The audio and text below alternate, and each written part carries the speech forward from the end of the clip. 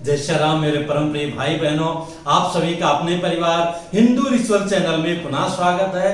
श्री गुरु पूर्णिमा की बहुत बहुत शुभकामनाएं। बहुत जगह इसे व्यास पूर्णिमा भी कहा जाता है। गुरु पूर्णिमा के दिन हमें क्या करना चाहिए उसकी चर्चा बाद में। सबसे पहले हमें यह जानना चाहिए कि गुरु की श्रेणी में कौन कौन आते हैं और उन सबको भी किस प्रकार से हमें सम्मान देना चाहिए। तो देखा जाए वस्तुतः कृष्णम वंदे जगत गुरुम, भगवान श्री कृष्ण सारे संसार के प्रमुख गुरु हैं।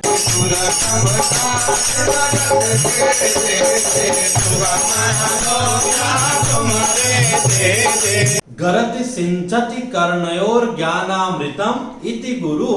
शास्त्रों में आया है कि जो शिष्य के कानों में ज्ञान रूपी अमृत संचरित कर दे वही गुरु है। अमृत क्या है? तव कथा अमृतम, भगवान का कथा ही अमृत है। तो जो गुरु अपने शिष्यों के कानों में हृदय में भगवान क्या गुण वैभव लीला का कथा अच्छी तरह समझा के बुझा के भगवान के चरणों में अनुरक्ति दिलाते हुए उसको जन्म और मरण के बंधन से मुक्त कर दे, वस्तुतः वही गुरु होता है। हरे शिष्य धन शोक न हरे। अपने लालच के कारण जो गुरु केवल अपने शिष्यों का धन का हरण कर लेता है और उसका दुख दूर नहीं करता है। दुख तो एक सांसारिक चीजें हैं, घर नहीं है, वाहन नहीं है, पुत्र नहीं, पुत्री नहीं है, पर सबसे बड़ा दुख क्या है? जन्म और मरण का जो बंधन है। वस्तुतः जन्म और मरण के बंधन से मुक्ति दिलाने वाला ही वास्तविक गुरु होता है। उपनीय गुरु शिष्यम महाव्याधित पूर्वकम वेद मध्यापयेदेनम शौचाचारांच शिक्षेत। अर्थात जो गुरु पहले अपने ब्रह्मचारी को यज्ञोपवीत आदि करता है, भू भुआ स्व व्याहृतियों के सहित वेदाध्ययन करवाता है, दतून मंजन से लेकर के आचार विचार को समझाता है और उससे पालन करवाता है, उसके परम कल्याण के लिए शिक्षा देता है, वस्तुतः वो गुरु है। देखा जाए तो गुरु पूर्णिमा मतलब आषाढ़ शुक्ल की पूर्णिमा, जिसको व्यास पूर्णिमा भी कहा जाता है, इसी दिन ब्रह्मा जी के पौत्र ऋषि पाराशर जी के पुत्र वेद व्यास जी का जन्म हुआ था, अवतरण हुआ था। जन्म लेने के बाद वो तपस्या करने के लिए जाने लगे। माँ ने कहा, बेटा कहाँ जा रहे हो? मुझे कुछ दिन दुलार तो करने दो। कहा, माँ मुझे जाने दो, अत्यावश्यक है मेरा जाना। आप जब भी मुझे हृदय से स्मरण करोगी मैं आपके सामने आ जाऊंगा। ऐसा बोल करके वो बद्री नारायण चले गए। बद्रिकाश्रम के पास में रह करके बहुत वर्षों तक उन्होंने तपस्या किया। बद्रिकाश्रम में तपस्या करते हुए बेर पर आश्रित होकर के जीवन यापन किया, इसलिए उनका नाम बादरायण भी पड़ा। व्यास जी का जन्म द्वीप में हुआ था, इसलिए उनका एक नाम द्वैपायन भी कहा गया। कृष्ण भगवान के व्यास जी भक्त थे, कृष्ण जी काले रंग के थे, इसलिए उनका नाम कृष्ण द्वैपायन भी बाद में कहा जाने लगा। श्री व्यास जी महाराज जी ने ही वेदों का विस्तार किया, 18 पुराण 6 शास्त्रों के माध्यम से, इसलिए उनको वेद व्यास के नाम से भी बुलाया जाने लगा। इसीलिए कहा गया है जो भी संसार में लिखा गया है, वेद पुराण उपनिषद आदि, उसके बाद भी सब कुछ जो है व्यासोच्छिष्टम, व्यास जी का जूठा किया हुआ है। उसी को लोगों ने ले लेकर अपने अपने मत के अनुसार में संसार में प्रचारित किया, विस्तारित किया, पर उसके जड़ में जो है वेद व्यास जी हैं, जिन्होंने ही सभी मनुष्यों के कल्याण के लिए वेदों का विभाग किया, अन्य धर्म ग्रंथों की संरचना करके हम मनुष्यों के ऊपर बहुत बड़ा उपकार किया। इसलिए गुरु पूर्णिमा को हमें उनकी पूजा अवश्य करनी चाहिए, जहां पर हो, जिस रूप में हो।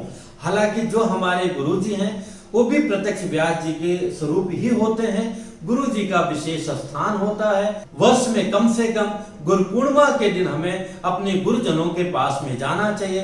कौन कौन गुरु की श्रेणी में आते हैं?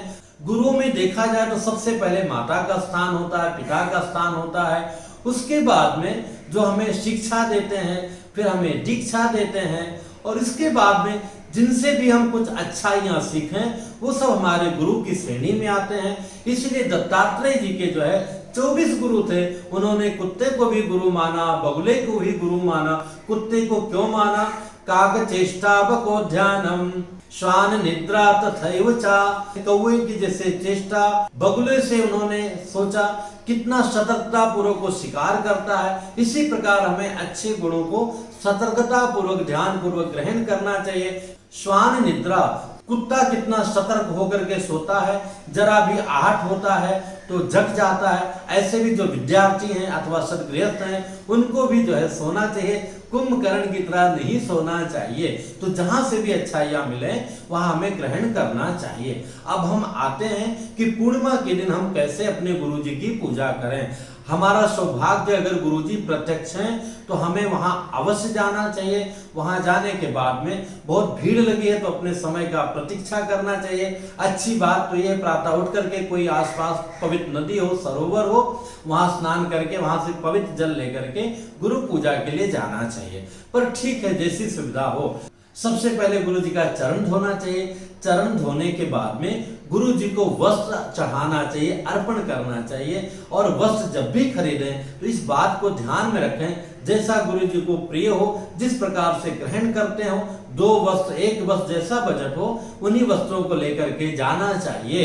इसके पश्चात वस्त्र चढ़ा करके टीका लगाना चाहिए, थोड़ा चावल लगाना चाहिए, माला पहनाना चाहिए, धूप दीप करना चाहिए, मिष्ठान फल मेवा इत्यादि जो भी आप लेकर गए हैं सामने रख देना चाहिए। साल भर कुछ ना कुछ जो आप सत्कर्म करते हैं वो गुरु के निमित्त भी अपने घर में रखना चाहिए। वो सारे खजाना को इकट्ठा करके उनके चरणों में रख देना चाहिए। वस्तुतः वैसे इकट्ठा नहीं हो पाता है, इस तरह से हर पूर्णिमा को भी आप निकाल के थोड़ा थोड़ा गुरु के निमित्त रखते रहेंगे तो भी एक ठीक ठाक रकम जो है आपको भी संकोच नहीं होगा और गुरु जी के भी किसी काम में आ सकता है। वहां अर्पण कर देना चाहिए, साष्टांग प्रणाम करना चाहिए, परिक्रमा कर लेना चाहिए। ये सामान्य विधि हो गई।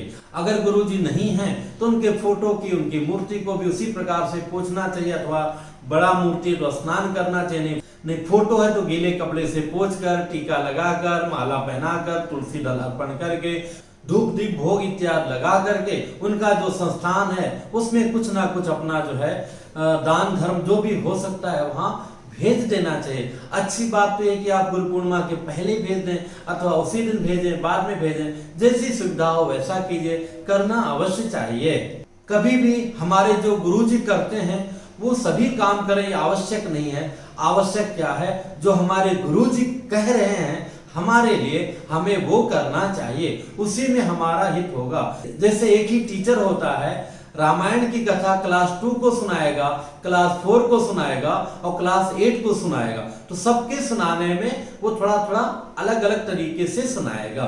इसी प्रकार से गुरु वही हैं, पर हमारी कैपेसिटी क्या है, हमारी शारीरिक हमारी मानसिक स्थिति क्या है, उसके अनुसार वो जो हमें मार्ग दें हमें उसे पालन करना चाहिए। गुरु का लॉकेट वगैरह श्रद्धा से लोग पहनते हैं, ठीक है, आपकी श्रद्धा है, मैं उसके लिए मना नहीं करता हूं, पर यह अवश्य है लॉकेट क्या है, उनके वचन रूपी अमृत है जो उन्होंने भगवान की सेवा पूजा जप इत्यादि के लिए करना है। वो अच्छी बात रूपी लॉकेट अपने हृदय में धारण करना चाहिए जो कभी निकल नहीं सकता है, और अंदर ही नहीं रखना चाहिए, उसको जीवन में उतारने का पूरा प्रयत्न ईमानदारी से करना चाहिए। हम अपने ऊपर आते हैं। मेरा सौभाग्य रहा है कि हमारे प्रथम गुरु माता जी रही हैं। वो रात का बना भोजन भी प्रातः बिना स्नान किए नहीं देती थी। भगवान के प्रति उनकी भक्ति, उनकी अनुरक्ति कहीं ना कहीं वो हम लोग अनजाने में सीखते गए। पिताजी परम संतोषी थे, वो भी कहीं ना कहीं गुण हमको प्राप्त हुआ। उसके बाद हमारे मामा जी थे जो भगवान को बहुत सजाते थे, अटूट प्रेम था भगवान के ऊपर में, उनका भी असर कुछ ना कुछ पड़ा। उसके बाद में हमारे जो शिक्षा गुरु थे वेद मूर्ति ब्रह्मलीन श्री पंडित महादेव शास्त्री जी वैदिक भट्ट गुरु जी जो अयोध्या राजा जी के पुरोहित थे, उनके सानिध्य में 6 वर्षों का जो अवसर मिला वेदाध्ययन किया। उनकी महिमा बड़ी अद्भुत थी, बड़े ही सरल थे। कभी 1 रुपया भी राजा साहब के यहाँ पूजा कराए हम लोग, अगर 2 रुपया हिस्से का आ रहा है तो हमको देते थे। कभी किसी का लिया नहीं, चरण नहीं दबवाना, सिर नहीं दबवाना, कपड़े नहीं धुलवाना, केवल एक काम पढ़ो पढ़ो पढ़ो, बस इसके अलावा दूसरा कोई काम नहीं। जब उनको लगा बच्चा थोड़ा ठीक हो गया है फिर साथ में लेकर जाना यज्ञों में, यहाँ वहां हर चीज उनका सानिध्य मिला। वहीं पर माता जी थी, उनकी पतोहू अभी नहीं रही। माता जी से हमने पवित्रता कैसे होता है, भोजन हम बिस्तर पर रखते हैं, देखने में साफ है, कहीं कोई गंदा नहीं हुआ है, पर वो बिस्तर अपवित्र हो जाता है। तो सोच विचार इत्यादि सारी जो सब चीजें हैं वो माता जी के सानिध्य में हम लोगों ने सीखा। उसके बाद दीक्षा गुरु जी का सानिध्य मिला।